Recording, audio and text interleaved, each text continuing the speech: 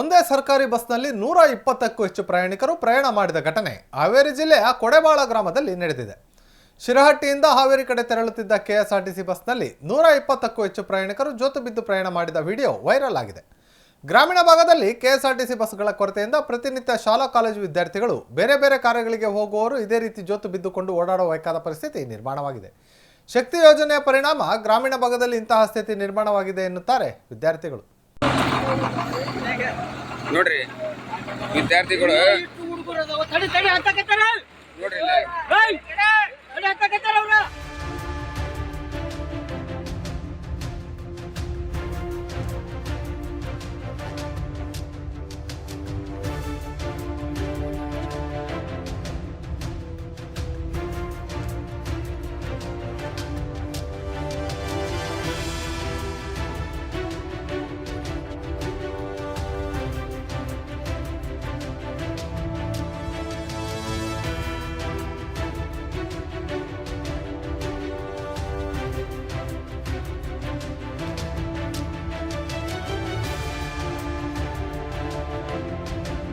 ಇದು ನೋಡಿ ಸಮಸ್ಯೆ ನೋಡಿ.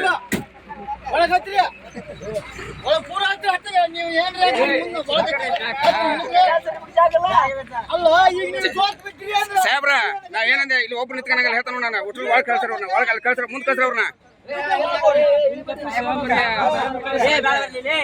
ಸಾಹೇಬ್ರ ಮುಂದೆ ಕಳ್ಸ್ರ ಒಟ್ಟು ಮುಂದೆ ಕಳ್ಸ್ರ ಅವ್ರನ್ನ ಮುಂದೆ ಕಳ್ಸ್ರ ಅವ್ರನ್ನ ಮುಂದೆ ಮುಂದೆ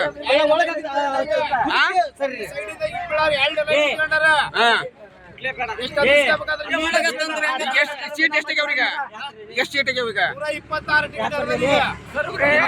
ಅವೇನು ಹೋಗದವ ಎಲ್ಲಿ ಹೋಗಿ ನೀನು ಹತ್ತಿಸ್ಕೊಂಡು ಹೋಗಂತ ಹೇಳಕತ್ತಲ್ಲ ನಿಮ್ಗೆ ಮತ್ತೆ ಎಲ್ಲಿ ಹೋಗಿರಿ ಡ್ರೈವರ್ ಸಾಹೇಬ್ರ ಅವ್ರು ಹತ್ತಿಸ್ಕೊಂಡು ಹೋಗ್ರಿ ಇಲ್ಲ ಅಂದ್ರೆ ಹೇಳಿಲ್ಲ ನಿಮ್ಗೆ ಬುಡುಕ್ ಮಾಡೋದ ಬಿದ್ದಂದ್ರೆ ಯಾರು ಹೊಣೆ ಹಾಕಿ ನೀವು ಹೊಣೆ ಹಾಕಿರಿ ಬಿದ್ರ